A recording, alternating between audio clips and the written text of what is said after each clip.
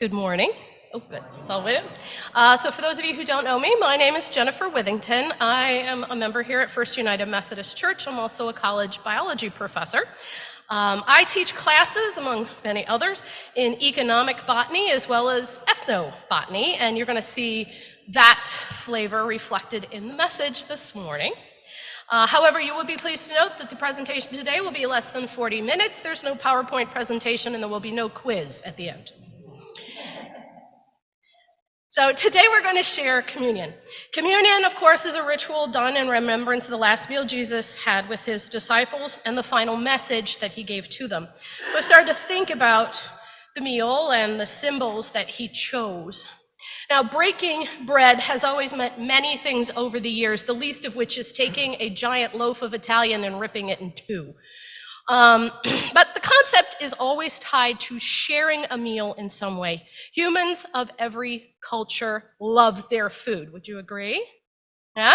We love to share it with others. We love to get together and share it. We like to share the food. We share our recipes. It's gotten a little nuts with Instagram recently. I don't know about you, but the other thing about sharing a meal is it's often considered a personal act of love. Right? I mean, think about going to grandma's house, right? Right? Grandma always cooked big meals. That was part of how she showed her love for her family, and some of you may now be the grandmas doing that.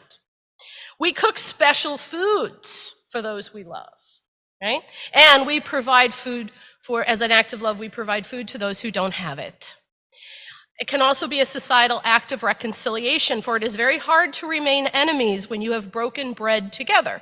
Witness, even they show us images, of leaders of, the United States and all sorts of other countries. They sit down for a big banquet together. That's all part of that universal culture. The congregation a few weeks ago shared a meal with Pastor Marty in honor of her retirement, and we have been supporting Pastor Casey and his family with food as they survive the craziness of moving in and starting a new job all within a couple of days just this past week. And I do want to share this. The word companion comes from the Latin cum, meaning with, and panis, meaning bread. So when you have a companion, this is your with bread person. Yes. So let's move on. In thinking about communion, one of the questions I asked myself, and it's not the first time, I think I would say smaller, but I haven't grown since about 5th grade, so let's say younger. One of the questions I used to ask myself was, why bread and wine? I mean, as a kid, bread was just good. It toasted, it was good, and wine was something mom and dad drank, but only on special occasions. So why this really common everyday thing and then this uber special thing? It just never made sense to me. And why did Jesus choose those two items? He had a whole Passover meal spread out in front of him. Lots of choices. But let's accept the fact, especially if you read through the Gospels, Jesus was a very learned man, and he knew his audience. Think about his use of parables. Jesus is known for his use of symbolism. So, what was the history of bread and wine at the time of Jesus? What would the people of that time understand about that symbolism and the message he wanted to convey? So let's start with bread. Wheat, which is a plant most associated with the flour that we turn into bread, has been cultivated for more than 10,000 years. It started in the Fertile Crescent. That's that area between the Tigris and the Euphrates rivers, for those of you who remember your world history, and it spread out across the Mediterranean and the Middle East. Other common grains in the area used to make bread included rye and barley, but also beans like lentils and chickpeas. By 3100 BC, the Egyptian priests honored their god Osiris, the god of vegetation and revival, by consuming consecrated cakes of wheat which they believed had become flesh of the god. Not a really new concept. By around 300 BC, the Mithraeus, this is a religion found in the area near Iran following the deity Mithram, was their god of friendship, contract, and order, honored him by consuming cakes and consuming an intoxicating and stimulating drink made from plant pressings. Now, the ancient peoples did not cook their bread in an oven. They were first cooked on hot rocks, then a griddle, more like a pancake, matzah. Yes. By 9500 BC, archaeologists do have evidence for pit ovens. If you dig a pit, people still cook whole pigs that way. I think you'd dig and bury them. By 1700 BC, though, archaeologists have evidence of clay ovens in Greece. Greece were the first to have those nice above ground clay ovens. The earliest yeast breads, or what we call leavened bread, was from about 1350 BC. That's back in Egypt. Egyptians, of course, were also the first to make beer. Beer and bread go together. Of course, yeast is used to ferment the grains to make the alcohol for the beer. It's believed the first beer yeast then was used to produce the first yeast breads. Some of that skimming, they kind of thought, maybe this will taste good, add a little flavor to it, and they found out it did wonderful magic things in terms of rising. Another side note, in the English word bread, you'll notice that although a lot of cultures, bread is panis, that's sort of, but not the English, because the English word bread actually came around from the word to brew. The English like their beer too. It was the Romans, though, who first expanded baking of bread into an art form, huge ovens, working with different types of flour, different shapes, yeah? So when we move forward, when God gave the law to Moses to break 12 loaves on the Sabbath, the bread was broken by hand, for Jewish law prohibited using knives on the Sabbath. Right?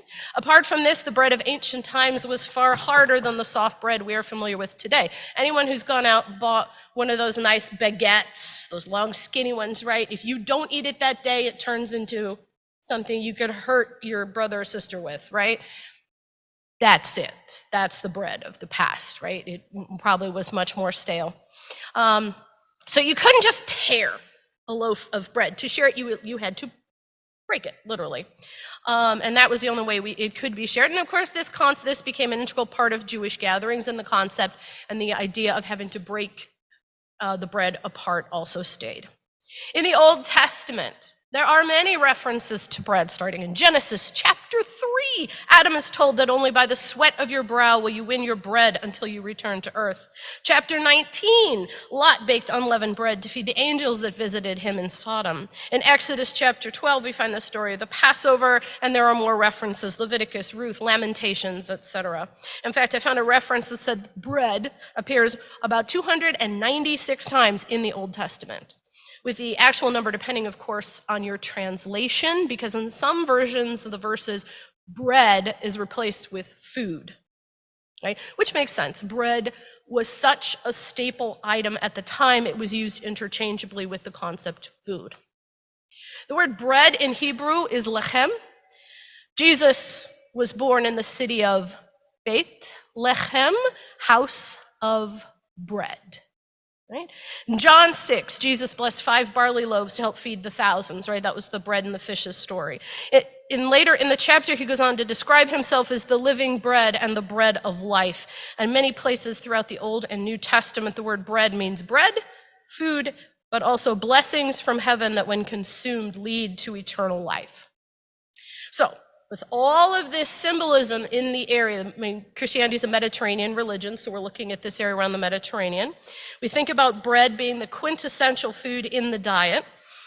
Start to think Jesus' use of bread at the Last Supper really does make a lot of sense. His disciples would have remembered his description of himself as the bread of life, but more importantly, as the disciples went out to preach to the people, the common folk, if you will, would understand bread as a sustaining food and a fundamental need. Let's move on to wine. The origin of the grapevine used for wine is thought to be around the Black and Caspian Seas. In the wine-growing regions, which is the mostly Mediterranean climate, traditions of all kinds see wine as a symbol of civilization, peace, and prosperity. By 5000 BC, we have evidence of wine being produced in Persia. By 2000, the grapevines were cultivated in Egypt. The Egyptians honored several gods using wine. In fact, they honored Hathor, their god of wine, with a monthly day of intoxication. We just do communion once a month. Whether we talk about Dionysus or Bacchus, Greek or Roman version, the god of wine symbolized renewal. As the vine died and was reborn each spring, so Dionysus/Bacchus was sacrificed, devoured, and reborn in mythology. For the Greeks, drinking wine was a very social rite, only to be consumed with company, only barbarians drank wine alone in Greece. I'm not sure that's still true. Nearly all Roman festivals were associated with the phases of the grape growing season or wine producing schedule. The grapevine was the first plant Noah cultivated after the flood.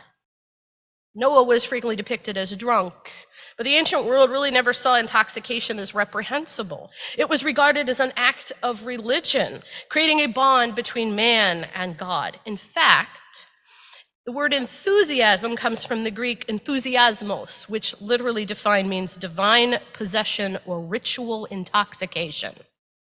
Remember that the next time you describe yourself as enthusiastic. Scripture frequently depicts wine as a sign of God's blessing. In Genesis chapter 27, Isaac blesses Jacob, asking God to give him the richness of the earth and wine aplenty.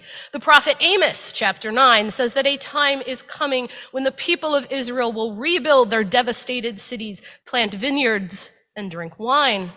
Isaiah 25, on this mountain the Lord of hosts will prepare a banquet of rich fare for all the peoples, a banquet of wines well matured. He will destroy death forever. Now the ancient Egyptians associated red wine with blood, as did many other ancient cultures.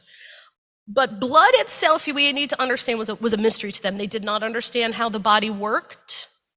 They did not understand really what it was all, they knew it all had to be put together or it didn't work. But blood represented both death and life. And so too then did wine come to represent death and life.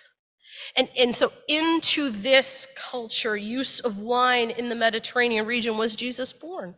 To the people of this time, wine was not a luxury item, it was also a staple food like bread. A sacrament for the Jewish Shabbat, a symbol of life and death. Wine had all the makings of the best of that symbolism that Jesus wanted to convey. Something common and something meaningful. Drink this at every meal to remember his death and rebirth. All right, so what does all this lovely history mean for us today, right? I don't know, perhaps you may wish to reflect on the meaning then of Jesus' command to eat bread and drink the fruit of the vine in remembrance of him. How often and when, and what might be the meaning that he understood it to mean based on that understanding at the time. Perhaps we should all consider starting our day with an akratotsomai. Pardon me if I messed up the Greek, I was working on it. The ancient Greeks started their day with this. It was a breakfast of bread dipped in wine. But I hope that some of this now helps you to understand the symbolism of the bread and wine a bit more. To look at it through the eyes of the people 2,000 years ago who were first hearing this message. There's no formal church at the time, no rituals run by priests, but bread and wine were consumed with every meal, fundamental, basic foods. And into that situation, Jesus left his message. The Methodist Church teaches that the words in the Bible should be interpreted based on historical context. So I hope that I have given all of you some new context from which to consider these symbols and perhaps something to chew on for your spiritual journey. Thank you.